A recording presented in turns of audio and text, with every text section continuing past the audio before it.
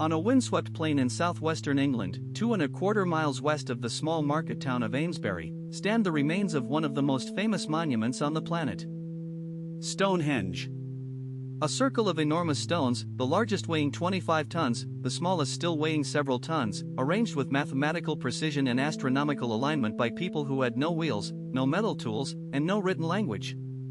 Stonehenge is also one of the oldest. Construction began about 5,000 years ago.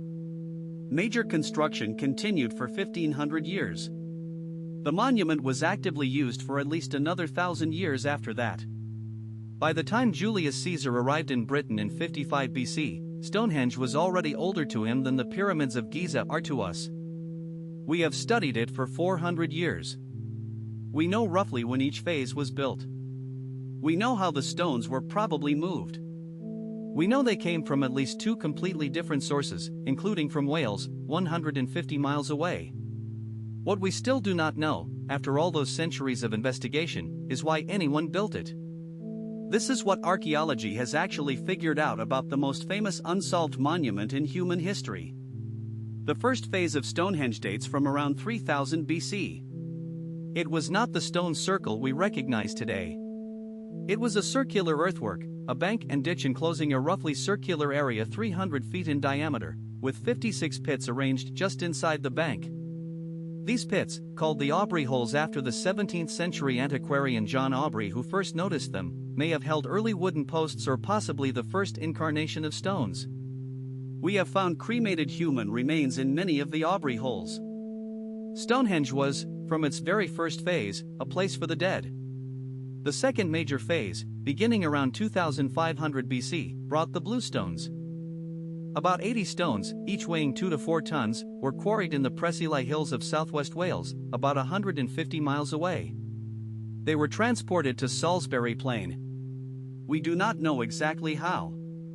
The leading theory involves a combination of sledging on log rollers across the land and rafting along rivers and the coast. The journey would have taken weeks of organized labor by hundreds of people. The bluestones were arranged in a double circle inside the earthwork. Why did the builders go 150 miles to Wales for these specific stones? In 2015, geologist Mike Parker Pearson identified the exact quarry site at Carn Godog in Craigrose Wyfelin. The bluestones may have had special significance to the local communities, possibly as already established sacred stones from a previous Welsh monument that was disassembled and rebuilt at Stonehenge as a kind of merger of 2 cultural groups. The third major phase, around 2300 BC, brought the giant sarsen stones we see today. These were quarried from the Marlborough Downs, about 20 miles north of Stonehenge. The largest weigh up to 25 tons. They were dragged across rolling country to the Salisbury Plain, raised vertically in pairs, and capped with horizontal stone lintels using sophisticated mortise and tenon joints, a woodworking technique applied to giant stones for the first time in human history. The outer circle of 30 sarsens was capped by 30 lintels forming a continuous ring. Inside that ring, 5 massive trilithons, gateways made of 2 upright sarsens and a lintel, were arranged in a horseshoe shape opening toward the northeast. The arrangement was geometrically precise, astronomically aligned, and beautiful. The whole site was used and modified for another 1,000 years. Burials continued. Stones were occasionally moved or rearranged. By around 1500 BC, the monument was largely complete in the form we recognize. Active use seems to have ceased around 1400 BC. So who were the builders? We do not have written records, but DNA analysis of skeletons buried in the area has rewritten our picture of late Neolithic Britain.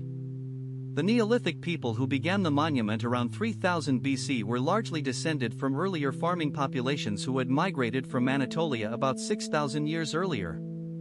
Around 2450 BC, near the time of the Sarsen phase, a new genetic population called the Beaker culture arrived from continental Europe and largely replaced the previous population. The completion of Stonehenge straddles this transition. So at least 2 ethnically distinct groups were involved in different phases of the monument. They may not have known each other. The later builders may have inherited Stonehenge as a sacred site from a population they had culturally absorbed or displaced.